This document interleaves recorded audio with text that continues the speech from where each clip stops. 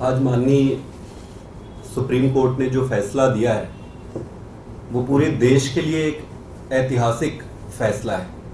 कई फैसले ऐसे होते हैं जो देश के लिए एक दिशा निर्धारण का काम करती है।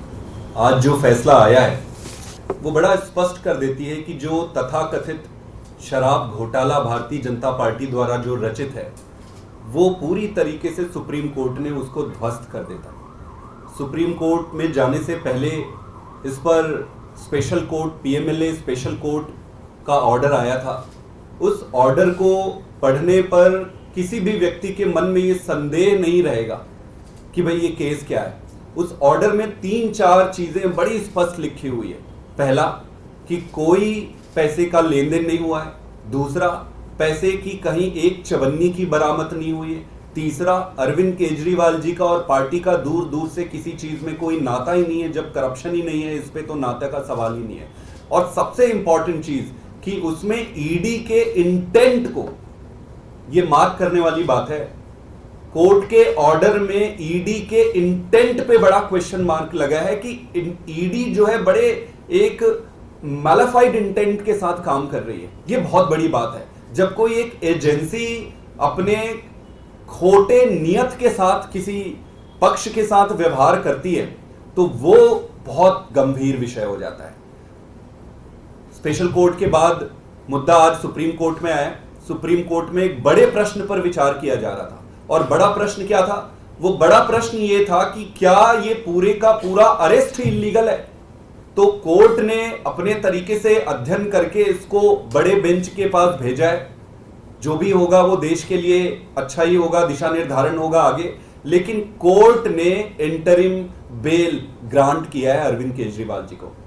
अब आपको ये समझना होगा कि पीएमएलए में जब सारे तथ्य और साक्ष्यों को देखकर सभी सबूत ये जो दिए हैं उसको एग्जॉस्ट करने के बाद ही ऐसे इंटरिम बेल या बेल दिए जाते हैं। तो मेरा ये सबमिशन है भारतीय जनता पार्टी से कि हर कोर्ट में आपको मुंह की खानी पड़ रही है और ये केस सिर्फ आपके द्वारा रचित एक सर्कस है।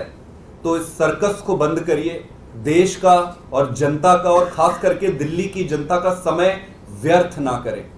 नरेंद्र मोदी जी ने, अमित शाह जी ने और भारतीय जनता पार्टी ने इस देश को एक ही चीज दिया है। हर व्यक्ति का हर कार्यकाल की एक देन होती है कि भाई इसने क्या दिया, इसने क्या दिया, इसके कार्यकाल में क्या मिला। तो भाजपा के मोदी जी और अमित शाह के कार्यकाल में एक ही चीज मिला है उस देश को, और वो है ये तानाशाही की ऐसी व्यवस्था जिसमें जिस राजनीतिक दल और राजनेता को ये सामने से हरा नहीं सकते या उनका सामना नहीं कर सकते, उनको गलत तरीके से, फ्रॉडुलेंट तरीके से षड्यंत्र करके जेल में डालना या उनको फंसाना, इसको बंद करना चाहिए। देश का बहुत समय वेस्ट हो रहा है। हमें नई राजनीति करनी है, देश को आगे लेकर जाना है। हम सब मिलकर जब अच्छी राजनीति करेंगे तभी देश आगे बढ़ेगा। मेरा ये फिर से रिक्वेस्ट है माननीय प्रधानमंत्री जी से और अमित शाह जी से कि ये गंदी राजनीति से बाहर आइए और अच्छी राजनीति करिए। हमसे जुड़े रहने के लिए हमारे YouTube चैनल को सब्सक्राइब करें और नई वीडियो की नोटिफिकेशन के लिए बेल आइकॉन को दबाएं।